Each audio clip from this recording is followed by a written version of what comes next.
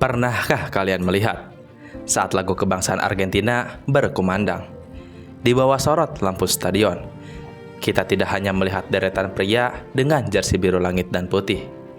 Jika kalian melihat lebih dekat ke lengan, leher, hingga kaki mereka, kalian akan melihat sebuah karya seni yang berjalan. Argentina bukan sekedar tim sepak bola. Mereka adalah kumpulan galeri seni yang bergerak. Dari mahakarya di punggung Lionel Messi hingga ornamen rumit di sekujur tubuh Rodrigo de Paul. Pertanyaannya, mengapa pemain Argentina seolah memiliki kewajiban tidak tertulis untuk merajah tubuh mereka? Apakah ini sekedar tren pamer kekayaan atau ada sumpah darah yang tertanam di balik setiap tetes cinta tersebut? Mari kita bahas.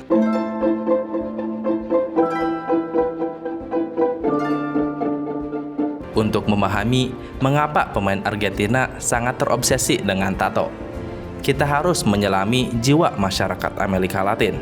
Di Argentina, tato bukan lahir dari salon-salon mewah di pusat kota Buenos Aires, melainkan dari gang-gang sempit yang disebut barrio. Di Argentina, sepak bola adalah agama kedua setelah Katolik. Ada tradisi unik yang disebut promesas, atau janji ketika seorang pemain atau fans berdoa memohon kemenangan. Mereka sering berjanji, "Jika kami juara, aku akan mentato gambarmu di tubuhku."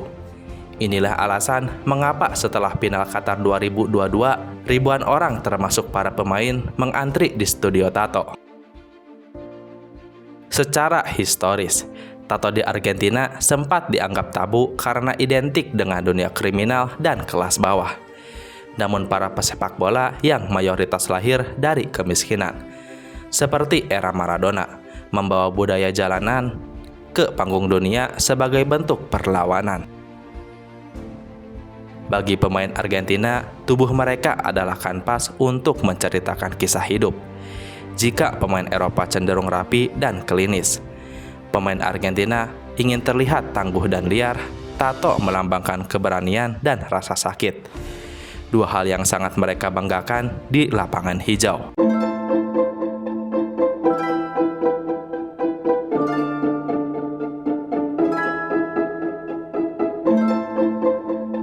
Jika kita melihat skuad Albiceleste saat ini, kita akan menemukan kontras yang sangat menarik. Hampir 90% skuad mereka adalah pencinta tinta. Termasuk Lionel Messi, sang kapten, butuh waktu lama untuk memulai.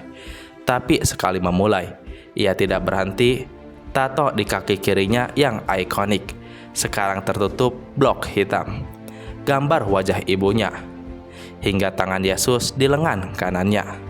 Bagi Messi, setiap tato adalah dedikasi untuk keluarga dan Tuhan. Rodrigo de Paul, mungkin pemain dengan tato paling padat. Dari leher hingga kaki, tubuhnya penuh dengan ornamen yang menunjukkan sisi prajurit yang melindungi Messi di lapangan. Angel Di Maria, ia memiliki tato besar trofi Piala Dunia di paha kanannya. Sebuah janji yang baru ia tepati setelah bertahun-tahun menderita kegagalan di final. Emiliano Dibu Martinez, sang kiper nyentrik ini mentato gambar trofi Piala Dunia di kaki kirinya, tepat di bagian otot yang ia gunakan untuk menepis tendangan Kolo Muani di menit terakhir final Qatar. Ini adalah tato paling ikonik yang melambangkan penyelamatan paling bersejarah. Namun, di tengah hutan tato itu, ada satu nama yang mencolok karena kebersihannya. Alexis Max Allister. Gelandang cerdas ini adalah salah satu dari sedikit pemain utama Argentina yang tubuhnya masih bersih. Max Allister mewakili sisi Argentina yang lebih tenang dan metodis. Bagi beberapa pemain seperti dia, identitas tidak harus ditunjukkan melalui kulit, melainkan melalui fisik bermain di lapangan.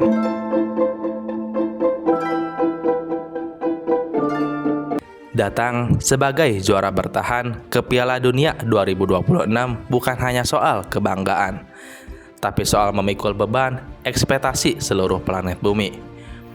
Argentina tidak lagi datang sebagai pemburu, mereka adalah buruan. Pertanyaannya, apakah tinta emas yang mereka torehkan di Qatar masih cukup sakti untuk menyihir tanah Amerika Utara? Ataukah mereka akan terjebak dalam nostalgia kejayaan masa lalu?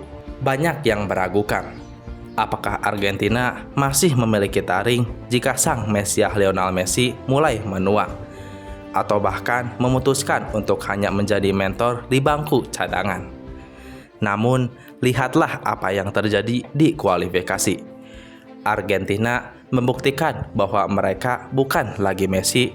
Munculnya nama-nama seperti Julian Alvarez yang semakin matang, Enzo Fernandez yang menjadi jenderal lapangan tengah, hingga Alexis Max Allister yang bermain dengan otak, membuat Argentina tetap menjadi monster yang menakutkan.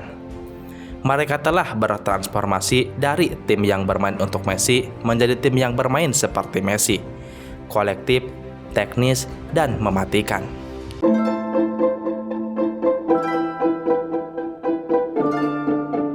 Pada akhirnya, fenomena tato di skuad timnas Argentina bukanlah sekedar gaya-gayaan atau pamer estetika di depan kamera.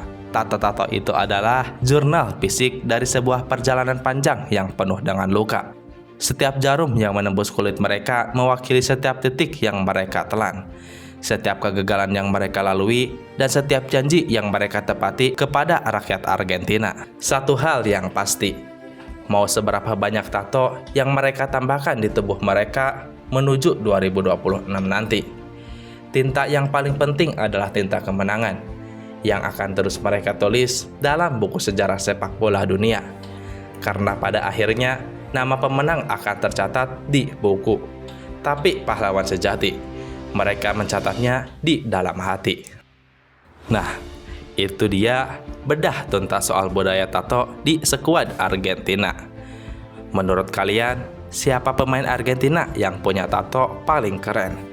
Atau jangan-jangan kalian setuju kalau Alexis Max Allister lebih keren karena kulitnya yang bersih? Tulis pendapat kalian di kolom komentar di bawah. Jangan lupa like, subscribe untuk momen sepak bola lainnya. See you in the next video. Bye-bye.